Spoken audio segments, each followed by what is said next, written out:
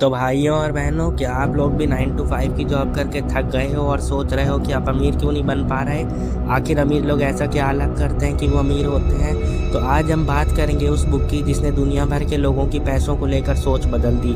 Yes, मैं बात कर रहा हूँ रॉबर्ट कियोसाकी की रिच डैड पुअर डैड की। आज हम डिकोड करेंगे इसके चैप्टर नंबर 2 को। ज़्यादातर लोग कमाते हैं, बिल भरते हैं और फिर अगले महीने के लिए कड़ी मेहनत करते हैं। इसे रॉबर्ट रैट रेस कहते हैं। इससे बाहर निकलने का एक ही तरीका है, पैसों के लिए काम करना बंद करो और पैसों को अपने लिए काम पर लगाओ। स्कूल में हमें पैसों के बारे में नहीं सिखाया जाता। अमीर लोग अमीर इसलिए होते हैं क्योंकि वो एसेट्स और लायबिलिटीज़ के बीच के डिफरेंस को जानते हैं। अपनी फाइनेंशियल लिटरेसी को बढ़ाना ही सबसे बड़ी इन्वेस्टमेंट है। ये मैटर नहीं करता कि आप कितना पैसा कमाते हैं, बल्कि ये मैटर रखता है कि आप कितना पैसा बचाते हैं और उसे कितनी पीढ़ियों तक बचाए रखते हैं। आज हम बात करेंगे rich dad poor dad chapter 2 की, जिसका नाम है व्हाई टीच फाइनेंशियल लिटरेसी।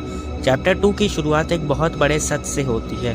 अगर आप अमीर बनना चाहते हैं तो आपको एसेट्स और लायबिलिटीज़ के बीच के डिफरेंस को समझना होगा। रॉबर्ट इसे बहुत साधारण शब्दों में समझा देते हैं। एसेट्स वो है जो आपकी जेब में पैसा डालता है, वहीं लायबिलिटी वो है जो आपकी जेब से पैसा निकालती है। जैसे ज़्यादातर लोग अपनी कार को अपना एसेट मानते हैं, मगर एक्चुअल में वो उनकी एक लायबिलिटी है। यहाँ पर रॉबर्ट एक ऐसी बात कहते हैं जो हमें थोड़ा चुभती है। वो कहते हैं, अगर आपका घर आपका सबसे बड़ा एसेट है तो आप एक ट्रैप में फंसे हुए हैं, क्योंकि मिडिल क्लास के लोग सोचते हैं कि घर खरीदना हमारी सबसे बड़ी इन्वेस्टमेंट है। लेकिन सच तो यह है कि घर आपकी जेब से हर महीने मेंटेनेंस और ईएमआई के रूप में पैसा निकालता है। जब तक घर आपको रेंट मतलब बिना कुछ किए कि इनकम जनरेट करके नहीं दे रहा, तब तक वो आपका एक लायबिलिटी ही है। देखो, मैं ये नहीं कह रहा हूँ कि घर मत खरीदो, बस अपने घर को अपनी सबसे बड़े एसेट मत बनाओ। तो इस चैप्टर का निचोड़ यह है कि स्कूल में हमें कभी भी पैसों को मैनेज करना नहीं सिखाया जाता।